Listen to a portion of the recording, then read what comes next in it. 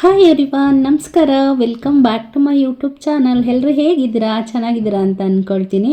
ನಾನು ಇವತ್ತು ನಮ್ಮ ಮನೆಯಲ್ಲಿ ಒಂದು ಲೀವಿಂಗ್ ಏರಿಯಾವನ್ನು ಕ್ಲೀನ್ ಮಾಡೋಣ ಅಂತ ಅಂದ್ಕೊಂಡಿದ್ದೆ. ಸೊ ಆ ಒಂದು ವಿಡಿಯೋವನ್ನು ನಿಮ್ಮ ಜೊತೆನೂ ಸಹ ಶೇರ್ ಮಾಡ್ಕೊಳ್ತಾ ಇದ್ದೀನಿ. ಮತ್ತು ಒಂದೆರಡು ಹೆಲ್ದಿ ರೆಸಿಪೀಸನ್ನು ಮಾಡ್ಕೊಂಡಿದ್ವಿ. ಹಾಗೆಯೇ ಮ್ಯಾಂಗೋವನ್ನು ಯೂಸ್ ಮಾಡಿಕೊಂಡು ಚುರುಮುರಿಯನ್ನು ಸಹ ಮಾಡ್ಕೊಂಡಿದ್ವಿ. ನಾನು ಹೇಗೆ ರೆಸಿಪೀಸನ್ನು ಪ್ರಿಪೇರ್ ಮಾಡಿಕೊಂಡೆ ಮತ್ತು ಯಾವ ರೀತಿ ಮನೆಯನ್ನು ಕ್ಲೀನ್ ಮಾಡ್ಕೊಳ್ತೀನಿ ಅನ್ನೋದನ್ನು ಈ ಒಂದು ವಿಡಿಯೋದಲ್ಲಿ ನಿಮ್ಮ ಜೊತೆ ನಾನು ಶೇರ್ ಮಾಡ್ಕೊಳ್ತೀನಿ. ಅದಕ್ಕೂ ಮೊದಲೇ ಯಾರೆಲ್ಲ ನನ್ನ ವಿಡಿಯೋವನ್ನು ಸಬ್ಸ್ಕ್ರೈಬ್ ಮಾಡ್ದಿರ ನೋಡ್ತಾ ಇದ್ದೀರಾ, ದಯವಿಟ್ಟು ಸಬ್ಸ್ಕ್ರೈಬ್ ಮಾಡಿಕೊಂಡು ವಿಡಿಯೋವನ್ನು ನೋಡಿ ಸಪೋರ್ಟ್ ಮಾಡಿ ಅಂತ ಕೇಳ್ಕೊಳ್ತಾ ಇದ್ದೀನಿ. ಬನ್ನಿ ಹಾಗಿದ್ರೆ ನನ್ನ ವಿಡಿಯೋವನ್ನು ಶುರು ಮಾಡೋಣ. ಇಲ್ಲಿ ಬೆಳಗ್ಗೆ ಎದ್ದಾಗ್ಲಿಂದನೇ ಏನು ಮಾಡಿದ್ದೀನಿ, ಕ್ಲೀನಿಂಗ್ ಕೆಲಸವನ್ನು ಶುರು ಮಾಡ್ಕೊಂಡಿದ್ದೀನಿ. ಹಾಗಾಗಿ ಬೆಳಗ್ಗೆ ಎದ್ದು ನಾನು ಮಕ್ಕಳಿಗೆ ಟಿಫನ್ ಎಲ್ಲ ಪ್ರಿಪೇರ್ ಮಾಡ್ದಿರಾ ಯಾವುದೇ ಕ್ಲೀನಿಂಗನ್ನು ಸಹ ಮಾಡೋ ಆಗಿಲ್ಲ. ಸೊ ಹಾಗಾಗಿ ಏನು ಮಾಡಿದೆ, ಪುಳಿಯೋಗರೆ ಮಾಡಿಬಿಟ್ಟು ಮಕ್ಕಳಿಗೆ ಟಿಫನ್ಗೂ ಸಹ ಕೊಟ್ಬಿಟ್ಟು ಹೇಗೂ ನಾನು ಕ್ಲೀನಿಂಗ್ ಎಲ್ಲ ಆದಮೇಲೆ ಫ್ರೆಶ್ ಅಪ್ ಆಗ್ತಕ್ಕಂಥದ್ದು. ಸೊ ಹಾಗಾಗಿ ತಲೆಗೆ ಸ್ವಲ್ಪ ಎಣ್ಣೆ ಹಾಕ್ಕೊಳ್ಳೋಣ ಅಂತೇಳ್ಬಿಟ್ಟು ಹಚ್ಕೊಳ್ತಾ ಇದ್ದೀನಿ.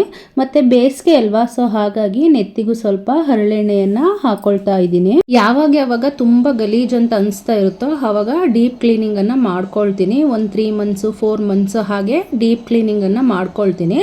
ಮತ್ತು ಮಾಡುವಾಗ ಒಂದೇ ಟೈಮ್ಗೆ ಎಲ್ಲವನ್ನು ಸಹ ತೆಗೆದುಬಿಟ್ಟು ಕ್ಲೀನನ್ನು ಮಾಡ್ಕೊಳಕ್ಕಾಗಲ್ಲ ಅಲ್ಲ. ಸೊ ಹಾಗಾಗಿ ಏನು ಮಾಡ್ತೀನಿ, ಯಾವ ಒಂದು ಪಾರ್ಟ್, ಇವಾಗ ಒಂದು ರೂಮೋ ಬೆಡ್ರೂಮೋ ಅಥವಾ ಇನ್ನೊಂದು ಯಾವುದಿರುತ್ತೋ ಯಾವ್ದು ಎಷ್ಟೆಷ್ಟು ವರ್ಕ್ ಹಿಡಿಯುತ್ತೆ ಅಂತ ನನಗೆ ಗೊತ್ತಿರುತ್ತಲ್ವ, ಎಷ್ಟು ಅವರ್ ತಗೊಳುತ್ತೆ ಅಂತ ಗೊತ್ತಿರುತ್ತೆ. ಸೊ ಹಾಗಾಗಿ ಸ್ವಲ್ಪ ನನಗೆ ಆ ದಿನ ಎಷ್ಟು ಟೈಮ್ ಇರುತ್ತೆ ಅಂತ ನೋಡ್ಕೊಳ್ತೀನಿ.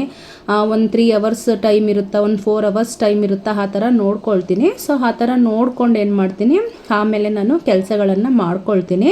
ಇಲ್ಲಿ ಮೊದಲು ಗೋಡೆಗಳಲ್ಲೆಲ್ಲ ಚಿಕ್ಕ ಮಗ ಏನು ಮಾಡಿಬಿಟ್ಟಿದ್ದ, ಈ ಪೆನ್ಸಿಲಲ್ಲೆಲ್ಲ ಗೀಚ್ಬಿಟ್ಟಿದ್ದ. ಸೊ ಹಾಗಾಗಿ ಅದನ್ನೆಲ್ಲ ಕ್ಲೀನ್ ಮಾಡಬೇಕಿತ್ತಲ್ಲ, ಹಾಗಾಗಿ ಸೋಫಾ ದಿವಾನ ಎಲ್ಲವನ್ನು ಸಹ ಏನು ಮಾಡಿದ್ವಿ, ಸೆಂಟ್ರಿಗೆ ಹಾಕ್ಬಿಟ್ವಿ. ಅದಾದ ನಂತರ ಈ ವಿಂಡೋಸು, ಈ ಸೋಫಾ ಮತ್ತು ಈ ಡೋರು ಇದೆಲ್ಲ ಹೋಗಿ ಬಂದು ಟಚ್ ಮಾಡ್ತಾ ಇರ್ತಾರಲ್ಲ. ಸೊ ಹಾಗಾಗಿ ಏನಾಗ್ಬಿಟ್ಟಿರುತ್ತೆ, ಗಲೀಜಾಗ್ಬಿಡುತ್ತೆ. ನಾರ್ಮಲ್ ಡೇಸಲ್ಲಿ ಈ ವಾರಗಳನ್ನ ಮಾಡ್ತೀವಲ್ವ, ಆ ಟೈಮಲ್ಲೆಲ್ಲ ಜಸ್ಟು ಒಂದು ಸರ್ಫ್ ಎಕ್ಸಲ್ಲೋ ಅಥವಾ ಏನೋ ಒಂದು ಆಯಿಲನ್ನು ಹಾಕ್ಬಿಟ್ಟು ಏನು ಮಾಡ್ತೀನಿ, ಅದನ್ನು ಒರೆಸ್ಕೊಳ್ತಾ ಇರ್ತೀನಿ. ಬಟ್ ಈ ಥರ ಡೀಪ್ ಕ್ಲೀನನ್ನು ಮಾಡ್ತೀನಲ್ವ, ಸೊ ಈ ಟೈಮಲ್ಲಿ ಏನು ಮಾಡ್ತೀನಿ, ಎಲ್ಲವನ್ನು ಸಹ ಕ್ಲೀನಾಗಿ ಉಜ್ಕೊಂಡು ತೊಳ್ಕೊಂಡು ಬಿಡ್ತೀನಿ. ಸೊ ಮಾರ್ನಿಂಗ್ ಮಕ್ಕಳು ಎದ್ದೇಳಕ್ಕೆ ಮೊದಲೇ ಏನು ಮಾಡಿದ್ದೆ, ನಾನು ಈ ವಿಂಡೋ ಸ್ಕ್ರೀನು ಮತ್ತು ಈ ಸೋಫಾ ಕವರು ಎಲ್ಲವನ್ನು ಸಹ ತೊಳೆದು ಹಾಕಿದ್ದೆ. ಸೊ ನಾನು ಇದೆಲ್ಲ ಕ್ಲೀನ್ ಮಾಡುವಷ್ಟರಲ್ಲಿ ಅದೆಲ್ಲ ಒಣಗಿರುತ್ತೆ ಅಂತ ಹೇಳ್ಬಿಟ್ಟು.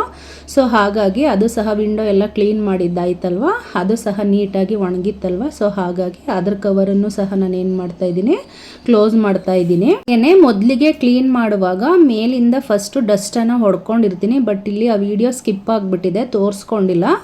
ಮೇಲಿಂದ ಡಸ್ಟ್ ಹೊಡೆದಾದ್ಮೇಲೆ ನಾನು ಏನು ಮಾಡ್ತೀನಿ, ಕ್ಲೀನ್ ಮಾಡೋದಕ್ಕೆ ಶುರು ಮಾಡ್ತೀನಿ. ಹಾಗೆಯೇ ಈ ಸೋಫಾ ಕವರ್ ಇದೆ ಮತ್ತು ವಿಂಡೋ ಸ್ಕ್ರೀನ್ಸ್ ಇದೆಯಲ್ಲ, ಇದೆಲ್ಲವನ್ನು ಸಹ ನಾನು ವಾಷಿಂಗ್ ಮಿಷಿನ್ಗೆ ಹಾಕ್ಬಿಟ್ಟು ಕ್ಲೀನನ್ನು ಮಾಡೋದಿಲ್ಲ, ವಾಶ್ ಮಾಡೋದಿಲ್ಲ. ಯಾಕಂದರೆ ಫಸ್ಟ್ ಟೈಮ್ ಒಂದು ಟೈಮ್ ಗೊತ್ತಿಲ್ದಿರ ಮಿಷಿನ್ಗೆ ಹಾಕ್ಬಿಟ್ಟಿದ್ದೆ.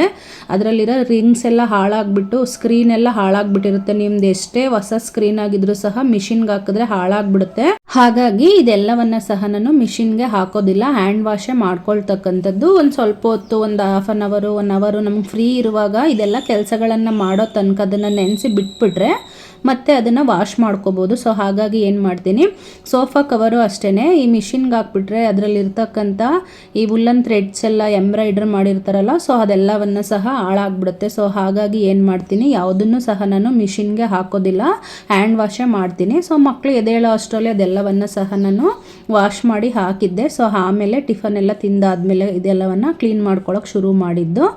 ಮತ್ತು ಇದೆಲ್ಲ ಈ ಹೂಗಳು, ಬಾಗಿಲು ತೋರಣ ಇರುತ್ತಲ್ಲ, ಪ್ರತಿಯೊಂದನ್ನು ಅಷ್ಟೇ ಒಂದೊಂದನ್ನು ಕ್ಲೀನ್ ಮಾಡ್ಕೊಳ್ತಾ ಇರ್ತೀನಿ.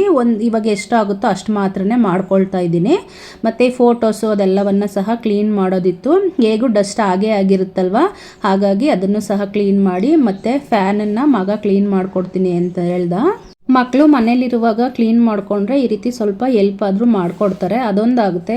ಮತ್ತು ಸ್ಕೂಲ್ಗೆ ಹೋಗೋವಂಥ ಟೈಮಲ್ಲಿ ನಮಗೆ ಅದೇ ಎಮರ್ಜೆನ್ಸಿ ಇರುತ್ತಲ್ವ, ಸೊ ಹಾಗಾಗಿ ಡೀಪ್ ಕ್ಲೀನಿಂಗ್ ಎಲ್ಲ ಮಾಡ್ಕೊಳ್ಳೋದಕ್ಕೆ ಆಗಲ್ಲ. ಸೊ ಹಾಗಾಗಿ ಲೀವ್ ಇರುತ್ತಲ್ಲ, ಈ ಟೈಮಲ್ಲಿ ಏನು ಮಾಡ್ತೀನಿ, ನಾನು ಡೀಪ್ ಕ್ಲೀನನ್ನು ಮಾಡ್ಕೊಳ್ತೀನಿ. ಇವಾಗ ಮಧ್ಯಾಹ್ನ ಊಟಕ್ಕೆ ಅಂತ ಹೇಳ್ಬಿಟ್ಟು ಅವ್ರಿಗೆ ಅನ್ನ ಸಾಂಬಾರನ್ನು ಮಾಡಿಕೊಟ್ಟಿದ್ದೆ. ನನಗೆ ಒಂದು ಸೂಪನ್ನು ಮಾಡ್ಕೊಳ್ಳೋಣ, ಬ್ರೊಕೋಲಿಯನ್ನು ಯೂಸ್ ಮಾಡಿಕೊಂಡು ಅಂತ ಹೇಳ್ಬಿಟ್ಟು ಮಾಡ್ಕೊಳ್ತಾ ಇದ್ದೀನಿ. ಆ ಒಂದು ರೆಸಿಪಿಯನ್ನು ನಿಮ್ಮ ಜೊತೆನೂ ಸಹ ಶೇರ್ ಮಾಡ್ಕೊಳ್ತಾ ಇದ್ದೀನಿ. ತುಂಬ ತುಂಬ ಹೊರಗಡೆ ಎಲ್ಲ ಓಡಾಡಿದ್ವಲ್ವ, ಸೊ ಹಾಗಾಗಿ ಎಲ್ಲ ಕಡೆ ನಮಗೆ ಹೆಲ್ದಿಯಾಗಿರ್ತಕ್ಕಂಥ ಊಟನೇ ಬೇಕಂತ ಸಿಗಲ್ಲ ಅಲ್ವಾ. ಹಾಗಾಗಿ ಸ್ವಲ್ಪ ವೆಯ್ಟ್ ಗೇನ್ ಆಗಿದೆ ಅಂತ ಅನಿಸ್ತು. ಹಾಗಾಗಿ ಸ್ವಲ್ಪ ಹೆಲ್ದಿಯಾಗಿ ತಿನ್ನೋಣ ಅಂತೇಳಿ ಡಿಸೈಡ್ ಮಾಡಿ ತಿಂತಾ ಇದ್ದೀನಿ. ಮೊದಲಿಗೆ ಇಲ್ಲಿ ನಾನು ಬ್ರೊಕೋಲಿಯನ್ನು ನೀಟಾಗಿ ಸ್ವಲ್ಪ ಉಪ್ಪು ಹಾಕ್ಬಿಟ್ಟು ನೀರಿಗೆ ಅದನ್ನು ಸೋಕ್ ಮಾಡಿಬಿಟ್ಟು ತೊಳೆದು ಇಟ್ಕೊಂಡಿದ್ದೀನಿ. ಇವಾಗ ಬಾಣಲೆಗೆ ಒಂದು ಸ್ವಲ್ಪ ಎಣ್ಣೆ ಹಾಕ್ಬಿಟ್ಟು ಅದಕ್ಕೆ ಜೀರಿಗೆ, ಈರುಳ್ಳಿ ಮತ್ತು ಬೆಳ್ಳುಳ್ಳಿಯನ್ನು ತಗೊಂಡು ಫ್ರೈ ಮಾಡ್ಕೊಂಡಿದ್ದೀನಿ. ಅದು ಸ್ವಲ್ಪ ಫ್ರೈ ಆದಮೇಲೆ ಒಂದು 4ರಿಂದ 5 ಬಾದಾಮಿಯನ್ನು ಸೇರಿಸ್ಕೊಂಡಿದ್ದೀನಿ. ಬಾದಾಮಿ ಬೇಕಂದ್ರೂ ಸೇರಿಸ್ಕೋಬೋದು, ಗೋಡಂಬಿ ಬೇಕಂದ್ರೂ ಸೇರಿಸ್ಕೋಬೋದು. ಇವಾಗ ನಾನು ನೆನೆಸಿ ಇಟ್ಕೊಂಡಿದ್ದಂತಹ ಬ್ರೊಕೋಲಿಯನ್ನು ಸಹ ಇದ್ರ ಜೊತೆ ಸೇರಿಸ್ಕೊಳ್ತಾ ಇದ್ದೀನಿ. ಇದಕ್ಕೆ ಸ್ವಲ್ಪ ನೀರನ್ನು ಹಾಕಿಬಿಟ್ಟು ಚೆನ್ನಾಗಿ ಬೇಯಿಸ್ಕೊಳ್ಬೇಕು. ಲಿಡ್ಡನ್ನು ಕ್ಲೋಸ್ ಮಾಡಿಬಿಟ್ಟು ಅದು ಮೆತ್ತಗಾಗುವಷ್ಟು ಅದನ್ನು ಬೇಯಿಸ್ಕೋಬೇಕಾಗುತ್ತೆ. ಇವಾಗ ಚೆನ್ನಾಗಿ ಒಂದು ಟೈಮು ಫ್ರೈ ಮಾಡಿದ್ದೀನಿ. ಫ್ರೈ ಮಾಡಾದಮೇಲೆ ನಾನು ಏನು ಮಾಡಿದ್ದೀನಿ, ಲಿಡ್ಡನ್ನು ಕ್ಲೋಸ್ ಮಾಡಿಕೊಂಡು ಬೇಯಿಸ್ಕೊಂಡಿದ್ದೀನಿ. ಇದು ಬೇಯಿಸಾದ ನಂತರ ಇದನ್ನು ತಣ್ಣಗಾಗೋದಕ್ಕೆ ಬಿಡಬೇಕು. ಇವಾಗ ಇದು ತಣ್ಣಗೂ ಸಹ ಆಗಿತ್ತು. ಸೊ ಹಾಗಾಗಿ ನಾನು ಏನು ಮಾಡಿದ್ದು, ಇದನ್ನು ರುಬ್ಕೊಳ್ಳೋಕ್ಕೆ ಹಾಕ್ಕೊಳ್ತಾ ಇದ್ದೀನಿ. ನಾನು ಖಾರಕ್ಕೆ ಅಂತೇಳಿ ಮೆಣಸಿನ ಪೌಡ್ರನ್ನು ಸೇರಿಸ್ಕೊಳ್ತೀನಿ. ಸೊ ಹಾಗಾಗಿ ಇದಕ್ಕೆ ಮೆಣಸನ್ನು ಸೇರಿಸ್ಕೊಂಡಿಲ್ಲ. ಬೇಕು ಅಂತ ಹೇಳಿದ್ರೆ ಇವಾಗ ನಾವು ಮೊದಲೇ ಫ್ರೈ ಮಾಡ್ಕೊಳ್ತೀವಲ್ವ, ಆವಾಗಲೇ ಸ್ವಲ್ಪ ಮೆಣಸಿನ ಕಾಳನ್ನು ಸಹ ಸೇರಿಸ್ಕೋಬೋದು. ಎಲ್ಲವನ್ನು ಸಹ ರುಬ್ಕೊಂಡು ಇಲ್ಲಿ ನಾನು ಮತ್ತೆ ಇವಾಗ ಕೆಲವೊಬ್ಬರು ಬೆಣ್ಣೆಯನ್ನು ಹಾಕ್ಬಿಟ್ಟು ಮತ್ತೆ ಇದನ್ನು ಫ್ರೈ ಮಾಡ್ಕೊಳ್ತಾರೆ. ಬಟ್ ನಾನು ಏನು ಸೇರಿಸ್ಕೊಳ್ತಾ ಇಲ್ಲ, ಜಾಸ್ತಿ ಎಲ್ಲ ಆಯಿಲನ್ನು ಸೇರಿಸ್ಕೊಳ್ಳೋದು ಬೇಡ ಅಂತ.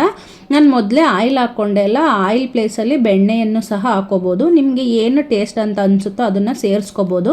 ನಾನಿಲ್ಲಿ ಸ್ವಲ್ಪ ಕೊಬ್ಬರಿ ಎಣ್ಣೆಯನ್ನು ಸೇರಿಸ್ಕೊಂಡಿದ್ದೆ, ಒಂದು ಚೂರೇ ಎಣ್ಣೆಯನ್ನು ಹಾಕ್ಕೊಂಡಿದ್ದೆ ಅಲ್ವ. ಸೊ ಹಾಗಾಗಿ ಏನಿಲ್ಲ ಅಂತ ಹೇಳ್ಬಿಟ್ಟು ಸ್ವಲ್ಪ ಕೊಬ್ಬರಿ ಎಣ್ಣೆಯನ್ನು ಸೇರಿಸ್ಕೊಂಡಿದ್ದೆ. ಇವಾಗ ಇದೆಲ್ಲ ಸ್ವಲ್ಪ ಚೆನ್ನಾಗಿ ಬೆಂದಾದ್ಮೇಲೆ ಉಪ್ಪನ್ನು ಸಹ ನಾನು ಇದ್ರ ಜೊತೆ ಸೇರಿಸ್ಕೊಳ್ತಾ ಇದ್ದೀನಿ. ರುಚಿಗೆ ತಕ್ಕಷ್ಟು ಉಪ್ಪನ್ನು. ಲಿಡ್ಡನ್ನು ಕ್ಲೋಸ್ ಮಾಡಿ ಬೇಯಿಸ್ತಾ ಇದ್ದೆ. ಸೊ ಹಾಗಾಗಿ ಎಲ್ಲ ಸ್ವಲ್ಪ ಉಪ್ಪು ಬಂದುಬಿಟ್ಟಿತ್ತು. ಸೊ ಮಾಡುವಂಥ ಟೈಮಲ್ಲಿ ಜಾಸ್ತಿ ಲಿಡ್ಡನ್ನು ಕ್ಲೋಸ್ ಮಾಡಿದ್ರೆ ಉಪ್ಪು ಬರುತ್ತೆ. ನಾವು ಎಷ್ಟೇ ಲೋ ಫ್ಲೇಮಲ್ಲಿ ಇಟ್ಕೊಂಡಿದ್ರೂ ಸಹ ನೋಡ್ಕೊಳ್ತಾ ಇರಬೇಕು. ಇವಾಗ ಮೇಲೆ ಸ್ವಲ್ಪ ಕೊತ್ತಂಬರಿ ಸೊಪ್ಪನ್ನು ಸೇರಿಸ್ಕೊಂಡು, ನಾನು ಹೇಳಿದ್ನಲ್ಲ ಆವಾಗಲೇ ಮೆಣಸಿನ ಪೌಡ್ರನ್ನು ಸೇರಿಸ್ಕೊಳ್ತೀನಿ ಅಂತೇಳಿ, ಮೆಣಸಿನ ಪೌಡ್ರನ್ನು ಸೇರಿಸ್ಕೊಂಡು ಸ್ವಲ್ಪ ಚಿಲ್ಲಿ ಫ್ಲೇಕ್ಸ್ ಹಾಗೆ ಹಾರಿಗೆನವನ್ನು ಸೇರಿಸ್ಕೊಳ್ತಾ ಇದ್ದೀನಿ. ಫ್ಲೇವರ್ ತುಂಬ ಚೆನ್ನಾಗಿರುತ್ತೆ, ಮತ್ತು ರುಚಿನೂ ಸಹ ತುಂಬ ಚೆನ್ನಾಗಿರುತ್ತೆ ಅಂತ ಹೇಳ್ಬಿಟ್ಟು ಒಂದು ರೆಸ್ಟೋರೆಂಟ್ ಸ್ಟೈಲಲ್ಲಿ ಟೇಸ್ಟ್ ಚೆನ್ನಾಗಿರುತ್ತೆ ಅಂತ ಹೇಳ್ಬಿಟ್ಟು ನಾನು ಅದೆರಡನ್ನು ಸಹ ಇಲ್ಲಿ ಸೇರಿಸ್ಕೊಳ್ತಾ ಇದ್ದೀನಿ. ಎರಡನ್ನೂ ಸೇರಿಸ್ಕೊಂಡು ಇದನ್ನೇನು ತುಂಬ ಕುದಿಸ್ತಕ್ಕಂಥ ಅವಶ್ಯಕತೆ ಏನಿಲ್ಲ, ಅದ್ರ ಫ್ಲೇವರ್ ಎಲ್ಲ ಹಾಳಾಗ್ಬಿಡುತ್ತೆ. ಸೊ ಹಾಗಾಗಿ ಹಾಕಿದ ತಕ್ಷಣವೇ ಏನು ಮಾಡ್ಬೋದು, ನಾವಿವಾಗ ತುಂಬ ಬಿಸಿಯಾಗಿ ಬೇಕು ಅಂತ ಹೇಳಿದ್ರೆ ಬಿಸಿಯಾಗಿಯೇ ಕುಡಿಬೋದು. ಇಲ್ಲ ಸ್ವಲ್ಪ ಹೊತ್ತು ಆದಮೇಲೆ ಕುಡಿತೀನಿ ಅಂದರೆ ನಿಮ್ಗೆ ಯಾವ ಥರ ಅನಿಸುತ್ತೋ ಆ ರೀತಿಯಾಗಿ ಕುಡಿಬೋದು. ಇವಾಗ ನಾನು ಟೇಸ್ಟ್ ಎಷ್ಟು ಬೇಕು, ಉಪ್ಪು ಕರೆಕ್ಟಾಗಿದೆಯಾ ಅಂತ ಚೆಕ್ ಮಾಡಿಕೊಂಡೆ. ಸೊ ಎಲ್ಲ ಕರೆಕ್ಟಾಗಿತ್ತು. ಸೊ ಇದಿಷ್ಟನ್ನು ಮಾಡಿದ್ರೆ ನಮಗೆ ಒಂದು ಹೆಲ್ದಿಯಾದಂಥ ಸೂಪ್ ಸಹ ರೆಡಿಯಾಗಿಬಿಡುತ್ತೆ. ಆಲ್ಮೋಸ್ಟ್ 2 ಗಂಟೆ ಅಷ್ಟು ಆಗಿಬಿಟ್ಟಿತ್ತು. ಬೆಳಗ್ಗೆಯಿಂದ ಕೆಲಸ ಮಾಡಿ ಒಂದೇ ಸಮನೆ ಕೆಲಸ ಮಾಡ್ತಾ ಇದ್ವಲ್ಲ. ಸೊ ಹಾಗಾಗಿ ನನಗಂತೂ ತುಂಬ ಹಶ್ವಾಗ್ಬಿಟ್ಟಿತ್ತು. ಸೊ ಹಾಗಾಗಿ ಬಿಸಿ ಇರುವಾಗಲೇ ಸರ್ವ್ ಮಾಡ್ಕೊಂಡು ಕುಡಿಯೋಣ ಅಂತೇಳಿ ನಾನು ಸಹ ಇಲ್ಲಿ ಸರ್ವ್ ಮಾಡ್ಕೊಳ್ತಾ ಇದ್ದೀನಿ. ಟೇಸ್ಟ್ ಅಂತೂ ತುಂಬಾ ಚೆನ್ನಾಗಿರುತ್ತೆ. ಬೆಳಗ್ಗೆ ರೈಸ್ ತಿಂದಿದ್ವಿ ಅಲ್ವಾ. ಸೊ ಹಾಗಾಗಿ ಈ ಟೈಮು ರೈಸ್ ಬೇಡ ಅಂಥೇಳಿ ನಾನು ಏನು ಮಾಡಿದೆ, ಈ ಸೂಪನ್ನು ಪ್ರಿಪೇರ್ ಮಾಡಿಕೊಂಡೆ. ಸೊ ನೀವು ಒಂದು ಟೈಮ್ ಟ್ರೈ ಮಾಡಿ ಹೇಗೆ ಬಂತು ಅಂತ ಹೇಳಿ.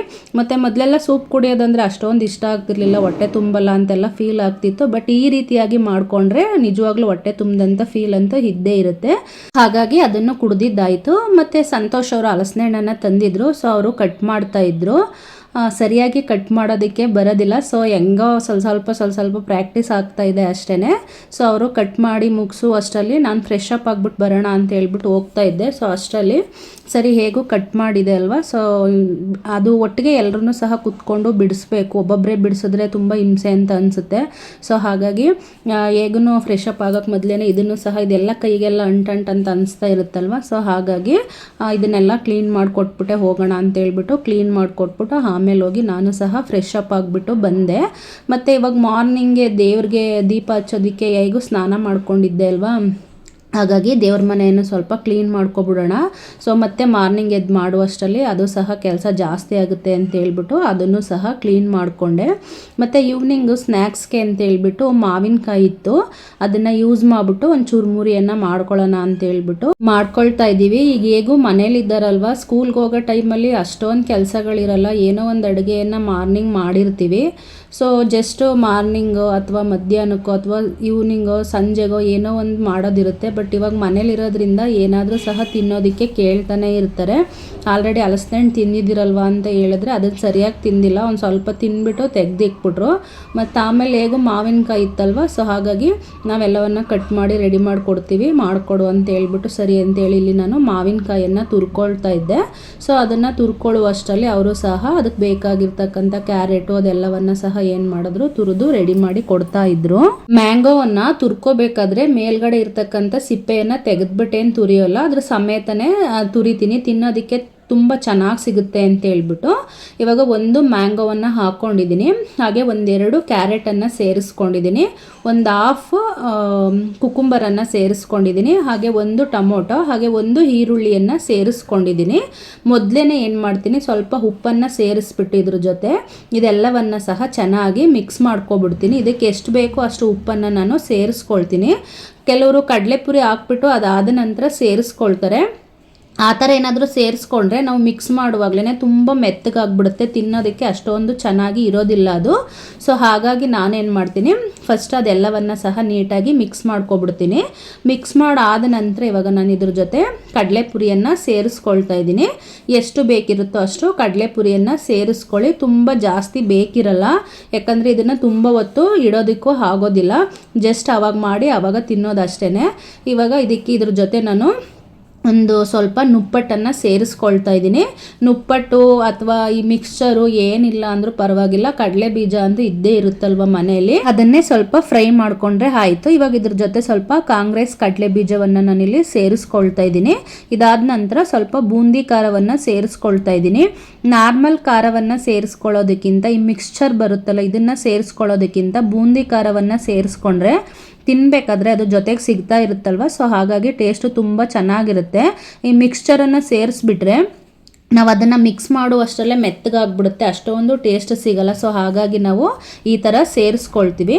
ಮತ್ತು ಇವಾಗ ಕೊನೆಯದಾಗಿ ರುಚಿಗೆ ತಕ್ಕಷ್ಟು ಉಪ್ಪನ್ನು ಸೇರಿಸ್ಕೊಳ್ತಾ ಇದ್ದೀನಿ. ಮೊದಲೇ ಹಾಕಿರೋದ್ರಿಂದ ಸ್ವಲ್ಪ ನೋಡಿ ಸೇರಿಸ್ಕೋಬೇಕಾಗುತ್ತೆ, ಜಾಸ್ತಿ ಆಗಿಬಿಟ್ರೆ ಚೆನ್ನಾಗಿರಲ್ಲ. ಇವಾಗ ಸ್ವಲ್ಪ ನಿಂಬೆ ರಸವನ್ನು ಸೇರಿಸ್ಕೊಳ್ತಾ ಇದ್ದೀನಿ. ಮತ್ತು ಸ್ವಲ್ಪ ಖಾರದ ಪುಡಿಯನ್ನು ಸೇರಿಸ್ಕೊಳ್ತಾ ಇದ್ದೀನಿ. ಇದ್ರ ಜೊತೆ ಸಾಂಬಾರು ಪೌಡ್ರನ್ನು ಸೇರಿಸ್ಕೊಂಡು ಟೇಸ್ಟು ಇನ್ನೊಂಥರ ಚೆನ್ನಾಗಿರುತ್ತೆ. ಬಟ್ ನಾನಿಲ್ಲಿ ಖಾರದ ಪುಡಿಯನ್ನು ಸೇರಿಸ್ಕೊಳ್ತಾ ಇದ್ದೀನಿ. ಈ ಕೊನೆಯದಾಗಿ ಒಂದು ಸ್ವಲ್ಪ ಆಯಿಲನ್ನು ಸೇರಿಸ್ಕೊಳ್ತಾ ಇದ್ದೀನಿ. ಆಯಿಲನ್ನು ಸೇರಿಸೋದ್ರಿಂದ ಟೇಸ್ಟು ತುಂಬ ಚೆನ್ನಾಗಿರುತ್ತೆ. ಸೊ ಹಾಗಾಗಿ ನಾನು ಆಯಿಲನ್ನು ಸೇರಿಸ್ಕೊಳ್ತೀನಿ. ಒಂದು 4-5 ಡ್ರಾಪ್ಸ್ ಅಂತ ಹೇಳ್ತಾರಲ್ಲ, ಸೊ ಅಷ್ಟೇ ಸೇರಿಸ್ಕೊಂಡ್ರೆ ಸಾಕು. ಅದರಲ್ಲೂ ಆಲಿವ್ ಆಯಿಲ್ ಸೇರಿಸ್ಕೊಂಡ್ರೆ ಇನ್ನೂ ಟೇಸ್ಟು ತುಂಬಾ ಚೆನ್ನಾಗಿರುತ್ತೆ. ಎಲ್ಲವನ್ನು ಸೇರಿಸ್ಬಿಟ್ಟು ಇವಾಗ ಮಿಕ್ಸ್ ಮಾಡಿಕೊಂಡು, ಮಿಕ್ಸ್ ಆದ ತಕ್ಷಣ ಏನು ಮಾಡಬೇಕು, ಅದನ್ನು ಸರ್ವ್ ಮಾಡ್ಕೊಂಡು ತಿನ್ನಬೇಕು, ಮೆತ್ತಗಾಗ್ಬಿಟ್ರೆ ಚೆನ್ನಾಗಿರಲ್ಲ. ಸೊ ಈಗ ನಾನು ಇದನ್ನು ಕೂಡ ಸರ್ವ್ ಮಾಡ್ತಾ ಇದ್ದೀನಿ. ಟೇಸ್ಟ್ ಅಂತೂ ತುಂಬ ಚೆನ್ನಾಗಿರುತ್ತೆ, ಮತ್ತೊಂದು ಹೆಲ್ದಿ ಆಪ್ಷನ್ ಕೂಡ. ಇವಾಗ ಹೇಗೂ ಮ್ಯಾಂಗೋ ಸೀಸನ್ ಅಂತೂ ಇದ್ದೇ ಇದೆಯಲ್ಲ, ಸಿಗ್ತಾ ಇರುತ್ತಲ್ವ, ಸೀಸನ್ ವೈಸ್ ಏನು ಸಿಗ್ತಾ ಇರುತ್ತೋ ಸೊ ಅದರಲ್ಲಿ ಒಂದು ರೆಸಿಪಿಯನ್ನು ಮಾಡ್ಕೊಂಡು ತಿಂದರೆ ತುಂಬ ಚೆನ್ನಾಗಿರುತ್ತೆ. ಹಾಗಾಗಿ ಈ ಸೀಸನ್ಗಳಲ್ಲಿ ಸಿಗ್ತಕ್ಕಂಥದ್ದು ಮತ್ತು ಯಾವ ಟೈಮಲ್ಲೂ ನಮಗೆ ಸಿಗಲ್ಲ ಅಲ್ಲ, ಸೊ ಹಾಗಾಗಿ ಆ ಸೀಸನಲ್ಲಿ ಏನು ಸಿಗುತ್ತೋ ಅದನ್ನು ಒಂದು ಟೈಮು ಟ್ರೈ ಮಾಡ್ತಾಯಿರಿ. ಮತ್ತು ಏನಾದರೂ ಒಂದು ಸ್ನ್ಯಾಕ್ಸ್ ಕ್ರೇವಿಂಗ್ಸ್ ಆದಾಗ, ಏನಾದರೂ ತಿನ್ನಬೇಕಂತ ಅನಿಸ್ದಾಗ ಈ ರೀತಿಯಾಗಿ ಹೆಲ್ದಿಯಾಗಿ ಮಾಡಿಕೊಂಡು ತಿಂದ್ರೂ ಸಹ ತುಂಬಾ ಚೆನ್ನಾಗಿರುತ್ತೆ. ಈ ಚುರುಮುರಿ ಎಲ್ಲ ಬೇರೆ ಒಂದು ಸ್ನ್ಯಾಕ್ಸ್ಗಳಿಗೆ ಹೋಲಿಸ್ಕೊಂಡ್ರೆ ಒಂದು ಹೆಲ್ದಿ ಆಪ್ಷನ್ ಅಂತಲೇ ಸಹ ಹೇಳ್ಬೋದು. ಸೊ ಎಲ್ಲರೂ ಹೇಗೂ ಟೀ ಟೈಮ್ ಆಗಿತ್ತಲ್ವ, ಸೊ ಅವಾಗ ಕುತ್ಕೊಂಡು ಈವ್ನಿಂಗ್ ಟೈಮಲ್ಲಿ ನಮ್ಮ ಸ್ನ್ಯಾಕ್ಸನ್ನು ನಾವು ತಿಂದು ಕಂಪ್ಲೀಟನ್ನು ಮಾಡ್ಕೊಂಡ್ವಿ. ಟೇಸ್ಟ್ ಅಂತೂ ತುಂಬ ಚೆನ್ನಾಗಿತ್ತು, ನೀವು ಒಂದು ಟೈಮ್ ಟ್ರೈ ಮಾಡಿ.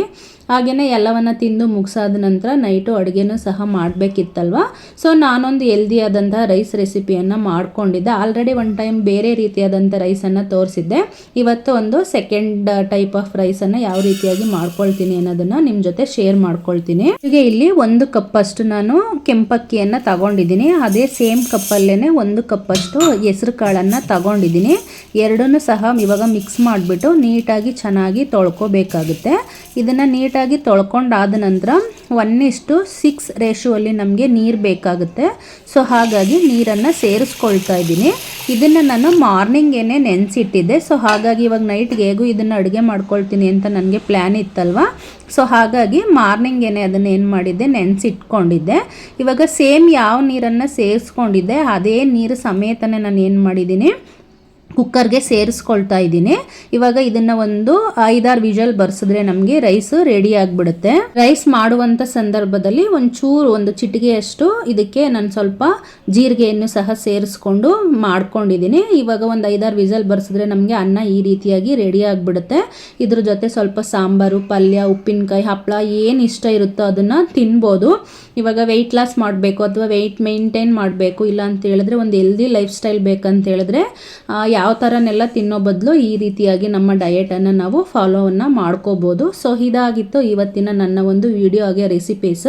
ಈ ಎಲ್ಲ ರೆಸಿಪೀಸ್ ಸಹ ನಿಮಗೆ ಯೂಸ್ಫುಲ್ ಆಗುತ್ತೆ ಅಂತ ನಾನು ನಂಬಿದ್ದೀನಿ. ಯಾರೆಲ್ಲ ಕೊನೆ ತನಕ ವಿಡಿಯೋವನ್ನು ನೋಡಿದ್ರಿ ಎಲ್ಲರಿಗೂ ಸಹ ಥ್ಯಾಂಕ್ ಯು ಸೋ ಮಚ್. ಹಾಗೆ ಯಾರೆಲ್ಲ ಸಬ್ಸ್ಕ್ರೈಬ್ ಮಾಡ್ದಿರೋ ವಿಡಿಯೋವನ್ನು ನೋಡ್ತಾ ಇದ್ದೀರಾ ದಯವಿಟ್ಟು ಸಬ್ಸ್ಕ್ರೈಬ್ ಮಾಡಿಕೊಂಡು ಸಪೋರ್ಟನ್ನು ಮಾಡಿ.